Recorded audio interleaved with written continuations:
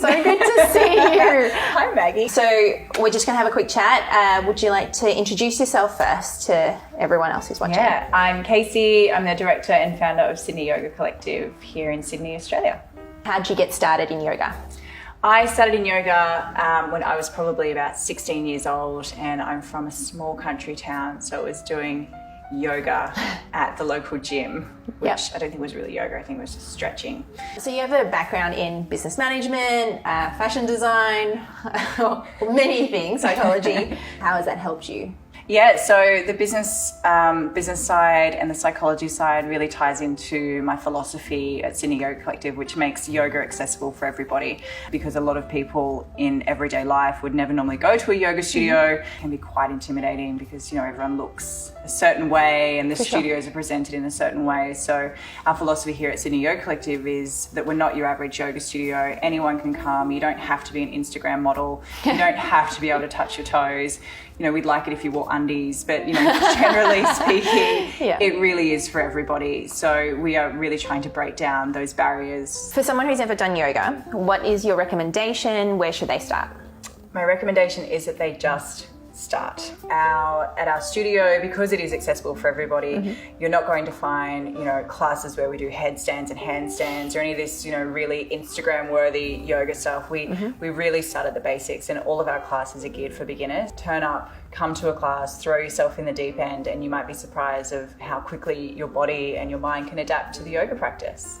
Is there a place where you should situation yourself in the classroom so everyone else can work as well around you? Yeah, and not at the back, which I think is really common. When it's your first time somewhere and you're a little bit intimidated, everyone automatically goes for the back row, back corner where they can hide. But you don't want to be hidden. You want to let yourself be known to the teacher and, have that conversation, say, it's my first time, I'm new, I've never done this before. So the teacher can keep an eye on you, because if you're at the back of the room, they may not be able to see you or be able to get in touch with you.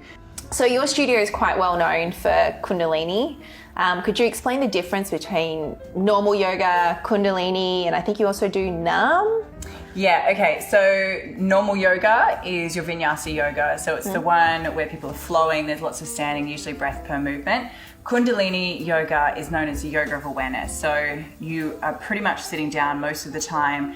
You have your eyes closed, or you're encouraged to have your eyes closed to go within. There's lots of chanting and lots of breath work. So it's about clearing energy blocks in the body and basically sort of releasing things to move forward in your energetic life. So it can be quite life-altering, the Kundalini yoga. So it's not for the faint-hearted though, because there's a lot of chanting and noises and interesting things that happen, but because your eyes are closed, it shouldn't really make too much of a difference.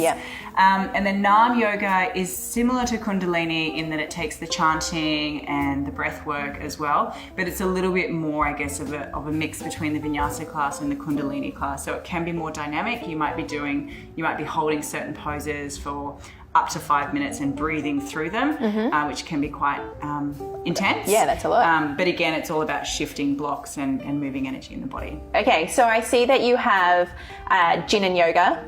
That's very different from Kundalini and Nam. How did that story come about? So we have partnered with Manly Distillery, which is a local brewery. We wanted to do something a little bit more fun. We don't take ourselves very seriously here. We, again, because we're accessible for everybody, we don't think we should be limited to, the airy-fairy, hippy-dippy sort of side of the yoga. So we partnered with them to do gin yoga, where their mixologist makes an incredible gin cocktail at the beginning of the class. Awesome. And then you sip the gin during the class. So it's a bit of fun. It's a vinyasa class, and I throw in some balancing stuff to test you depending on how much of the gin you've had to drink during the class. Amazing. To see if you fall over or not. But it's just something a bit of fun and not to be taken too seriously. And obviously drinking in moderation. Of course. Always. But we've also started to record these during COVID. So we've had a huge uptake in that. And each week we're getting about 1,200 people joining us in our online gin yoga sessions. And how do you stop them from drinking too much? Well, I know we can't see them, thankfully, so we just hope that they're drinking responsibly at home. Nice. Do you have any future plans for Sydney Yoga Collective other than reopening the studio?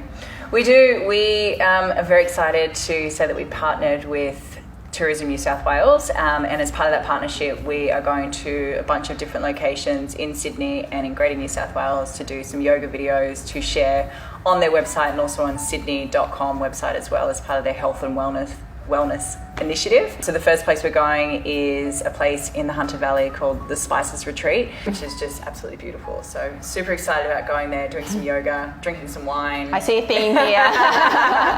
And just bringing, you know, this approach that we have of yoga for everyone to the greater country, I guess. Amazing. Yeah.